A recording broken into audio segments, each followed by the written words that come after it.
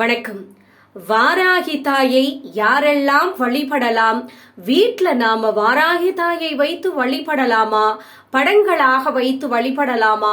இல்ல விக்கிரகங்களாக வைத்து வழிபடலாமா அப்படின்னு ஏகப்பட்ட சந்தேகங்கள் நிறைய பேருக்கு இருக்கு.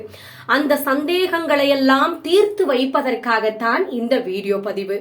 பொதுவா வாராகி தாயை வழிபடணும்னு நினைக்கிறவங்க நல்லெண்ணெயில தீபமேற்றி நீங்க வாராகி தாயை மனமுருக வேண்டி நீங்க வழிபடலாம். பஞ்சமி திதி அன்னைக்கு பிரம்ம முகூர்த்த வேளையில உங்களுடைய அந்த பூஜையை நீங்க தொடங்கலாம். வாழ்க்கையில வாராகி தாயை வழிபடுறவங்க சொன்ன ஒரு உண்மையான செய்தி என்னன்னு கேட்டீங்கன்னா, வாழ்க்கையில எல்லாமே முடிஞ்சு போச்சு, கடன் கொடுத்தவங்க மறுபடி கொடுக்கவே இல்லை அப்படின்னு பல கஷ்டத்துல இருக்கிறவங்க கூட வாராகி தாயை வழிபடும் பொழுது அந்த கஷ்டத்தை எல்லாம் போக்கி அவர்களுக்கு விடிவு காலம் கொடுத்தவள் தான் இந்த வாராகி தாய் அப்படின்னு வாராகி தாயை வழிபட்டவங்க சொன்ன ஒரு உண்மைதான் இப்ப நான் சொல்லிக்கிட்டு இருக்கிறது. வாராகி தாயை தினமும் வழிபட முடியல அப்படின்னா கூட செவ்வாய்க்கிழமையும் வெள்ளிக்கிழமையும் நீங்க வழிபடுங்க, அதுவும் நல்லதுதான். அது மட்டும் கிடையாதுங்க, சப்த கன்னியர்கள்ல ஒருவராக போற்றப்படக்கூடிய வாராகி தாயினுடைய குணம் இருக்கு பாத்தீங்களா? அது ஒரு தெய்வீக குணம், அது ஒரு தாய் குணம், தாராள குணம், தயாள குணம். இப்படிப்பட்ட குணம் கொண்டவள், ஒரு குழந்தை போன்ற குணம் கொண்டவள் தான் நம்முடைய வாராகி தாய். ஆனா வாராகி தாய் உக்கிரமானவள் அப்படின்னு சொல்றாங்களே, அது யாருக்குன்னு கேட்டீங்கன்னா, நம்மளை அழிக்கணும்னு நினைக்கிற எதிரிகளுக்கு தான் உக்கிரமானவள். தீய எண்ணத்தை தன்னுடைய மனசுல வச்சிருக்கிறவங்களுக்கு தான் இந்த தாய் உக்கிரமானவள். எதிரிகளை துவம்சம் செய்யக்கூடிய அந்த உக்கிரமான தெய்வம் தான் இந்த வாராகி தாய். இந்த வாராகி தாய் இருக்கா பாத்தீங்களா, அன்னை பராசக்தியினுடைய போர் படை தளபதியாக விளங்கக்கூடியவள் தான் நம்முடைய வாராகி அம்மா. இந்த வாராகி அம்மாவை நீங்கள் வழிபட்டீங்க அப்படின்னா 3 உலகத்திலும் உங்களுக்கு எதிரிகளே கிடையாது அப்படின்னு சொல்றாங்க. ராஜராஜ சோழனுக்கு வெற்றி கனிகளை அள்ளி குவித்து கொண்டே இருந்த ஒரு தெய்வம் அப்படின்னா அது நம்முடைய வாராகி தாய் தான். நம்ம இங்க எந்த கோவில்ல பூஜை நடந்தாலும் முதல் பூஜை முதல் கடவுளான விநாயக பெருமானுக்கு தான் நடக்கும்.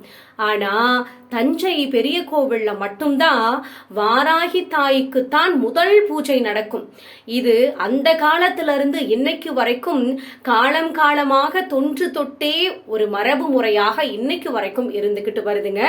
அந்த அளவுக்கு வாராகி தாயானவள் சிறந்த ஒரு தெய்வம் அப்படின்னு சொல்றாங்க.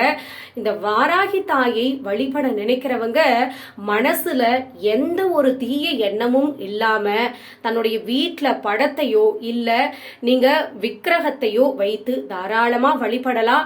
வழிபடும் பொழுது வாராகி அம்மனை வடக்கு முகம் பார்த்த மாதிரி நீங்க வைத்து வழிபடணும். ஏன்னா வாராகி அம்மனுக்கு உகந்த திசை அப்படின்னா அது வடக்கு திசை. அதனால வடக்கு திசை பார்த்து நீங்க வைத்து வழிபடுங்க. வாராகி அம்மனுடைய படமும் இல்ல விக்கிரகமும் இல்ல அப்படின்னு நினைக்கிறவங்க கவலையே படாதீங்க. ஒரு அகல் விளக்கை எடுத்துக்கோங்க. நீங்க நல்ல விளக்கு தான் ஏற்றணும் அப்படின்னு கிடையாதுங்க.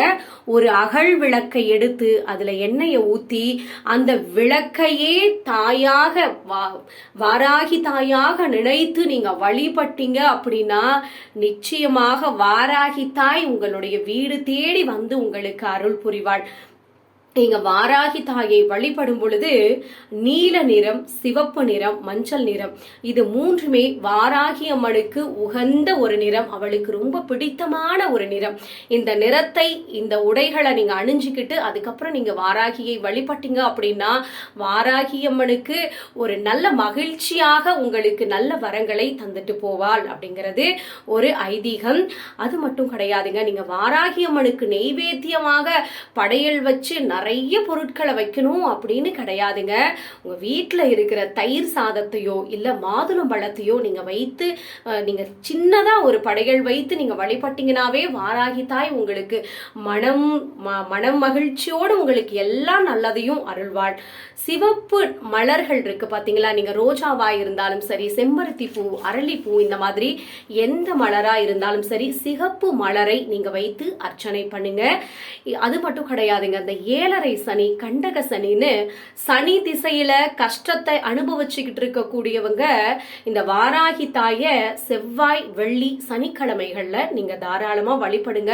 நிச்சயமாக உங்களுக்கு அந்த கஷ்டத்திலிருந்து ஒரு விடிவு காலம் பிறக்கிறதுக்கு வாராகி தாய் ஒரு வழி நிச்சயமாக அருள்வாள்.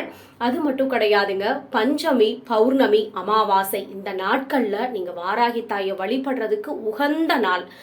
பஞ்சமி திதி அன்னைக்கு வாராகி தாயினுடைய துதி பாடி நீங்க அழைச்சிங்க அப்படின்னா நிச்சயமாக ஒரு சின்ன குழந்தை போல உங்களுடைய வீட்டிற்கு வந்து அவள் ரொம்ப மனமகிழ்ச்சியோடு உங்களுக்கு வேண்டிய வரங்களை கொடுத்து விட்டு போவாள் அப்படிங்கிறது ஒரு மிகப்பெரிய நம்பிக்கை. நம்மளுடைய எல்லா தெய்வமும் நம்மளுக்கு வந்து நிச்சயமாக அருள் புரிவாங்க. அதில் இந்த வாராகி தாய் மிக மிக சக்தி வாய்ந்த ஒரு தெய்வம் அப்படிங்கிறது உண்மை. மறக்காம நீங்களும் வாராகி அம்மனை வழிபட்டு நீங்க கேட்ட வரத்தை பெற என்னுடைய மனமார்ந்த வாழ்த்துக்கள். நன்றி, வணக்கம்.